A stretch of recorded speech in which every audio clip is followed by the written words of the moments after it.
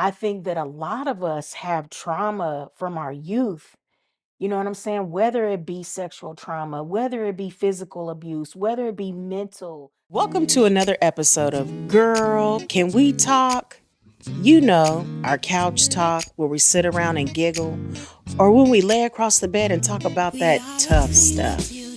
Maybe it's when we chit chat on the phone about how our day went. Yeah, this is that space. It's that time. So sit back, relax, and enjoy as we dive into another episode. And by the way, did I mention my name is Cheryl? Yeah, it's me, your girl. So let's get into this. Hey, Gigi. So we've been talking a little bit about your story, but I want to dive a little deeper into your experiences. So the first question I have for you is that when you were 5 years old and that first incident happened to you, did you try to tell somebody what happened? No, because I knew just from the energy around me, I was the bad guy, Mhm. that I asked for it, that I that it was my fault, that if I wasn't so pretty, you know how many times I've heard that? If I wasn't so pretty, that wouldn't happen.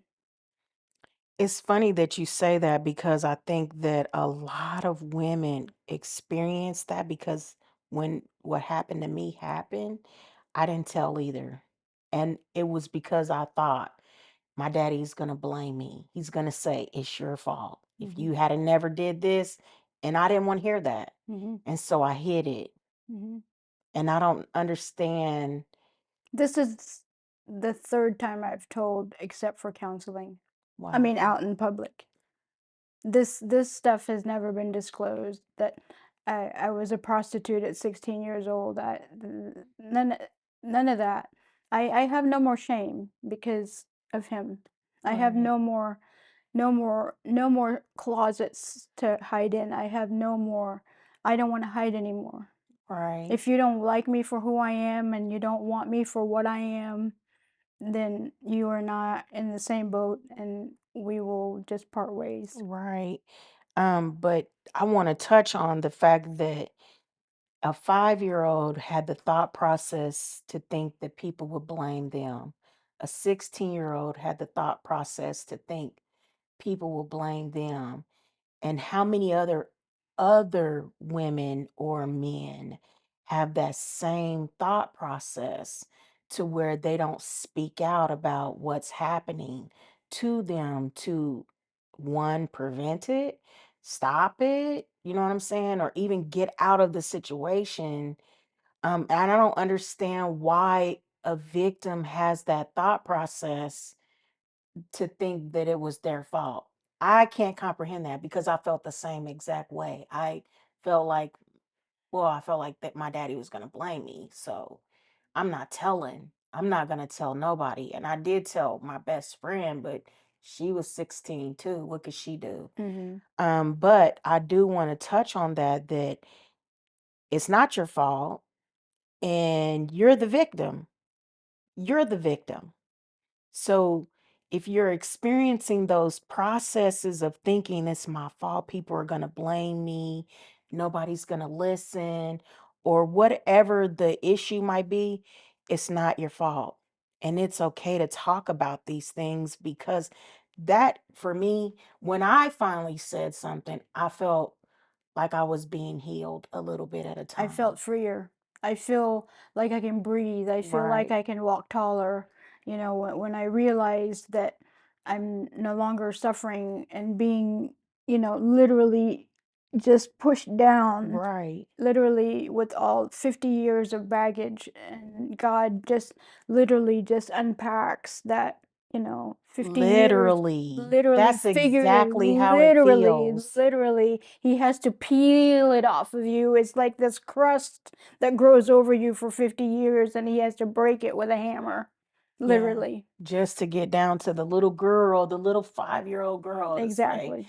it ain't your fault, No, you know, it's not. or the 16-year-old little girl and say, you didn't deserve that. It's not your fault. No matter how it came about, Right. you didn't deserve that. It's not your fault.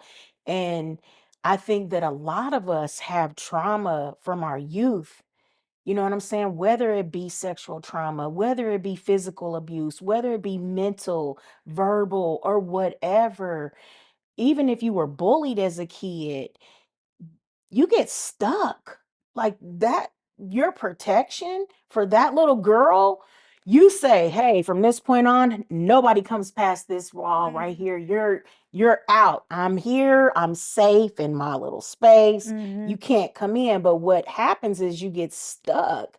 And that same little girl is still in that room behind those walls saying, "Hey, did you forget about me here?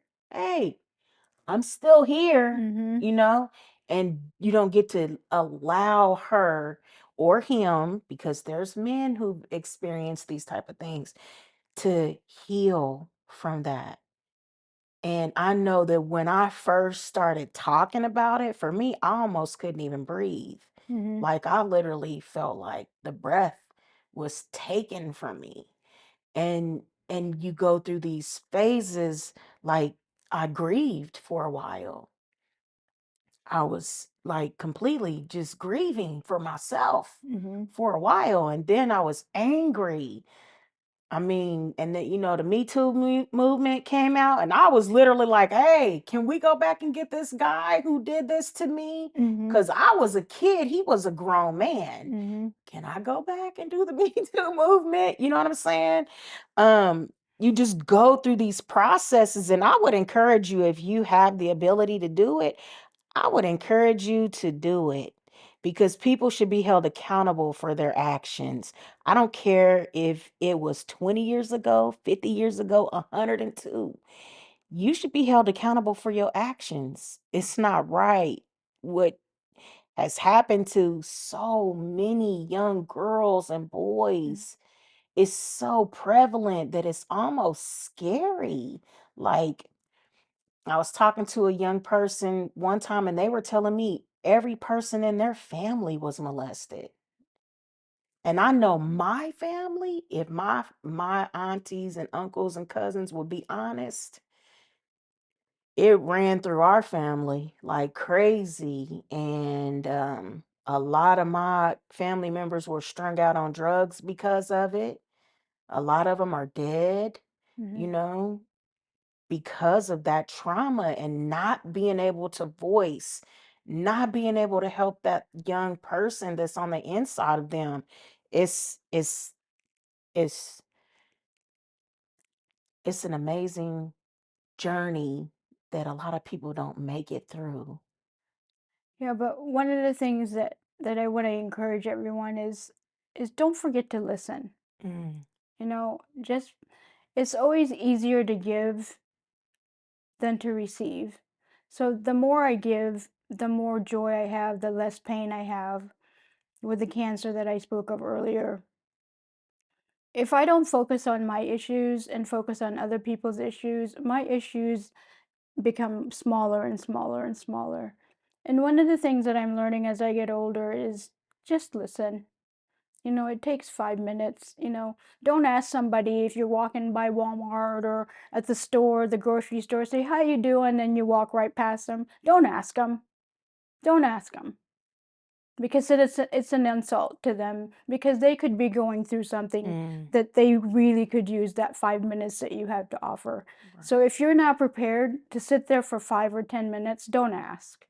Don't ask. Yeah, because you never know what they really might need. And that's probably what's wrong with a lot of people today, and why we see so many videos of people that seem to have lost their mind, because they need somebody to listen. Mhm. They just really need somebody to sit down and listen to their complaint or to the thing that has happened to them, to make them feel the way they feel.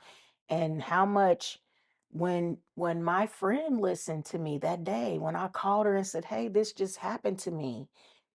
We were 16. She walked to my house Mhm. and sat there with me. Mhm. And had she not, I'll be quite honest, I probably wouldn't be here today. Mhm. Because like part of my process of healing was I went through a cycle of depression Mhm. that I didn't know that's what was going on. I just knew I wasn't happy. But Mhm. anyway, when I really started talking about what actually happened to me, it was it was changing. It changed me in the sense that, one, I had, like you said, freedom. Mhm. I felt lighter, like physically, I felt like I lost weight. I Mhm. hadn't lost no weight, but I felt like it. Mhm. And I told you earlier, I seen color I saw in black and white.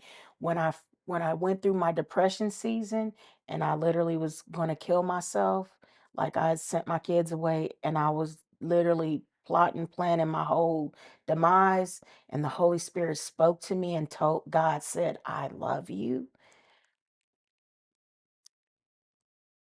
I saw color for the first time in probably my since I was a little kid. Mhm. Um, but it gave me life because God heard my cry first. And then second, because I finally was able to say, hey, this happened to me and it's not okay, Mhm. you know. I'd like to take this time to thank everyone who has helped bring this about. First, Marcus Williams, Garvaz Creative, Charmel Cofield, and Justice West. My special guests, but mostly you, my listeners. So until next time, stay true, stay you, stay woman.